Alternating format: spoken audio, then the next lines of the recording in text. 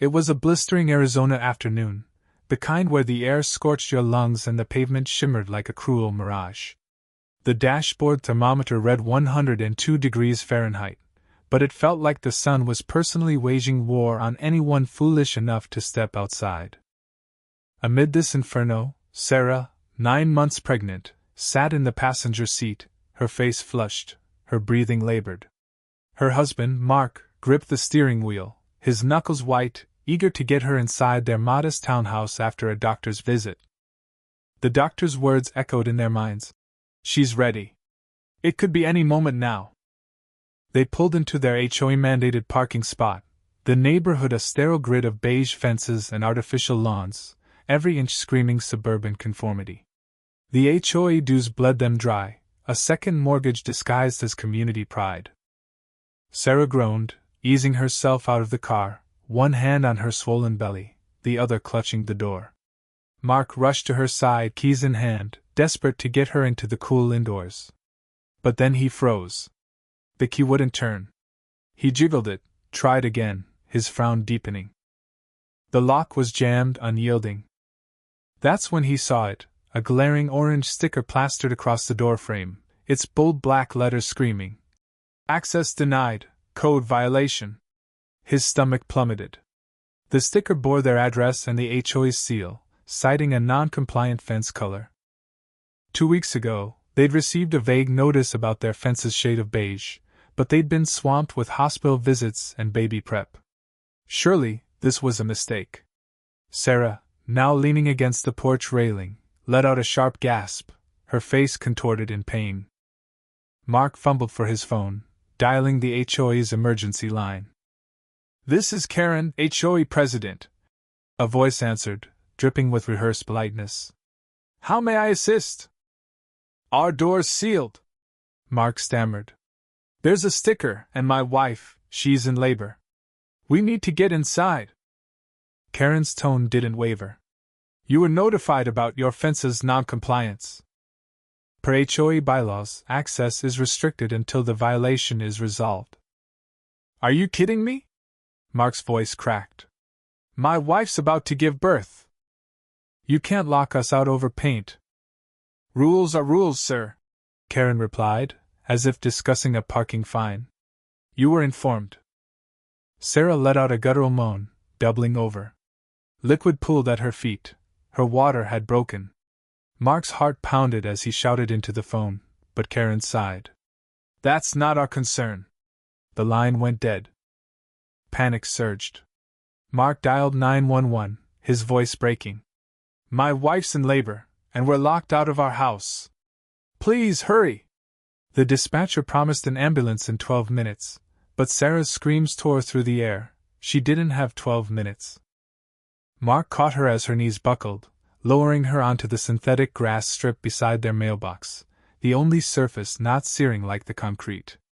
The HOA's desert meadow aesthetic felt like a sick joke. Neighbors peeked through blinds, their silence deafening. But one man, Joe, a grizzled retired Marine, sprinted over. "Jesus, she's giving birth!" he barked, racing back for towels. Then, a silver BMW purred to a stop. Out stepped Karen, dressed for a country club brunch, white heels, floral dress, oversized sunglasses. She sipped an iced coffee, eyeing Sarah writhing in agony like she was a smudge on her perfect neighborhood. "You're not permitted to use HOA landscaping for personal purposes," Karen said, gesturing at the turf as if Sarah's labor was a picnic gone rogue. Mark's jaw dropped. "She needs a hospital." "Are you insane?" Karen folded her arms.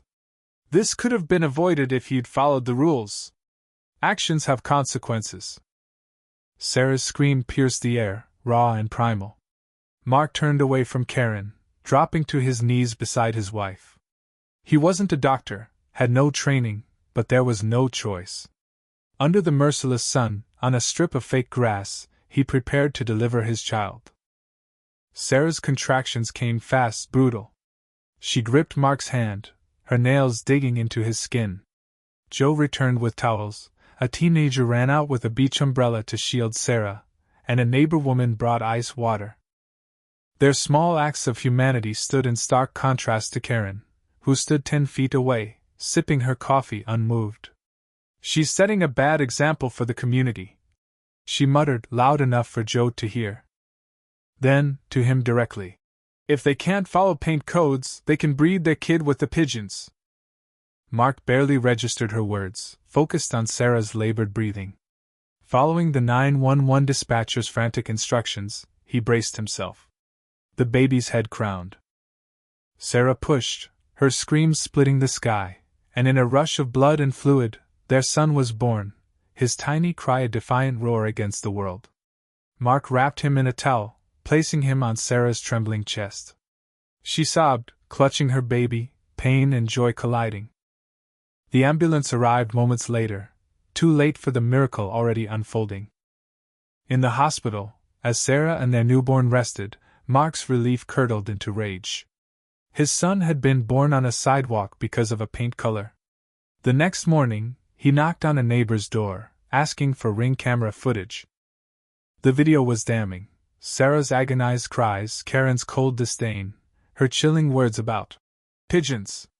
Mark uploaded it to YouTube, titled, "HOA locked us out. My wife gave birth on the street."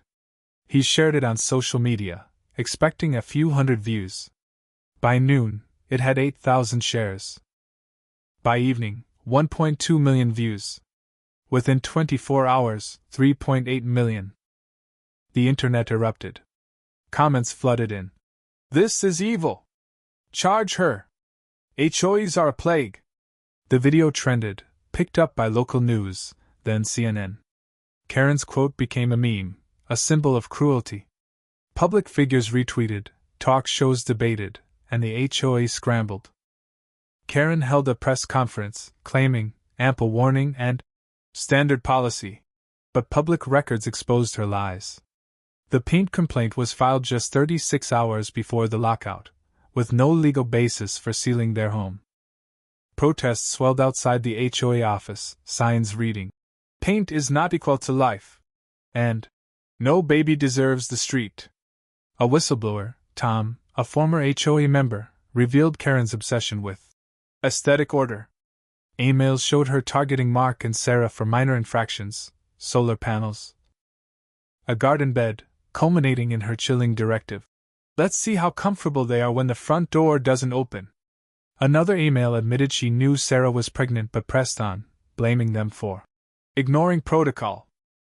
The DA charged Karen with reckless endangerment, obstruction of emergency care, and civil rights violations. She was arrested mid-golf swing, her stunned face plastered across the internet. Sarah and Mark won $2.4 million in a civil suit, but no money could erase the trauma.